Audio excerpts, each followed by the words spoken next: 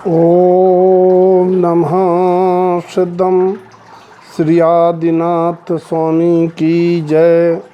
आचार्य श्रीमान तुंग स्वामी की जय।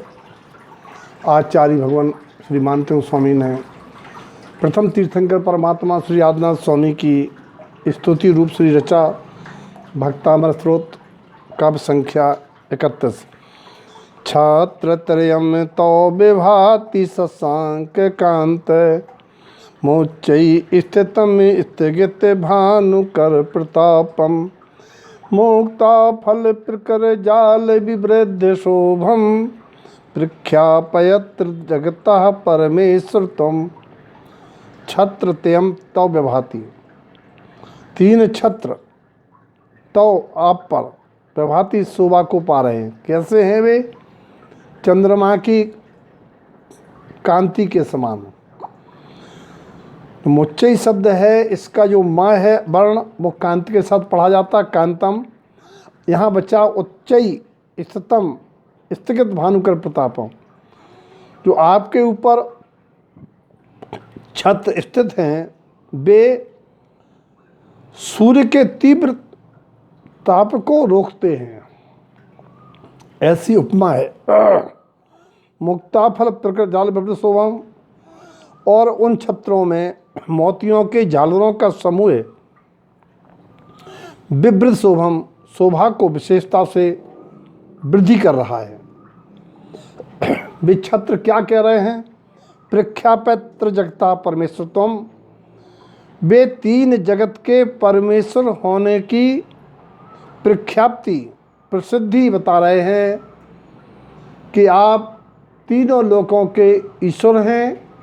तीनों लोकों को बिना जाने देखे आपके ज्ञान दर्पण में जानने में देखने में आ रहे हैं, झलक रहे हैं। और यही इसका आध्यात्मिक स्वरूप है। इसके पहले एक बार और विशेषात एक साथ। हे स्वामी, आप पर शोभते तीन छत्र आपकी त्रिजगपति होने की प्रसिद्धि करते हुए चंद्र कांतिवत निर्मलता आपकी वीतरागता के परिचायक है। तीनों लोकों के प्रकाशक होने का द्योतक है।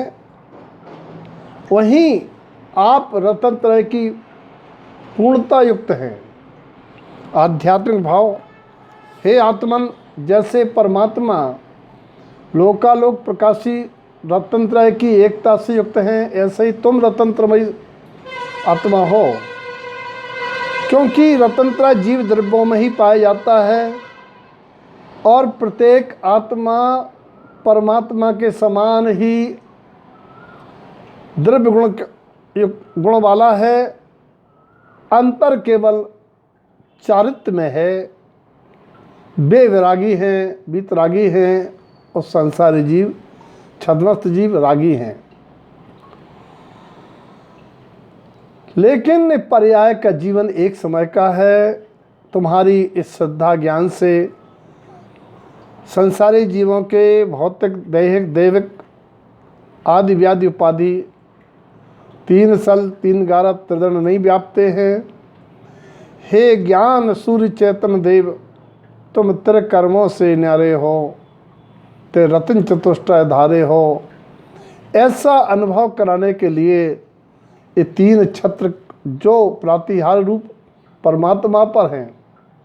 जनवाणी में भी तीन छत्र इसी के हैं कि रत्न त्रय का बोध कराने वाली हैं। आत्मा का रत्न त्रय ही अलौकिक छत्र है।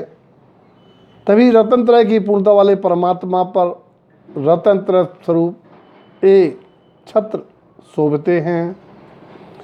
इसीलिए हे आत्मन, तुम परमात्मा के समान पर्याय की भावना करो, रत्न त्रय की साधना करो, रत्न त्रय को प्रगटाओ, जिससे तुम विभाव से बचकर स्वयं परमात्मा हो जाओगे। छत्र तीन ही क्यों हैं? प्रदक्षिणाएं तीन क्यों? नमस्तु तीन बार क्यों? इन सब का उत्तर है लोक भी तीन हैं, और लोक से लोकाग बराजने की साधन में तीन गुण तीर्थ नमोस्तु के साधन रूप पुंज भी 3 हैं।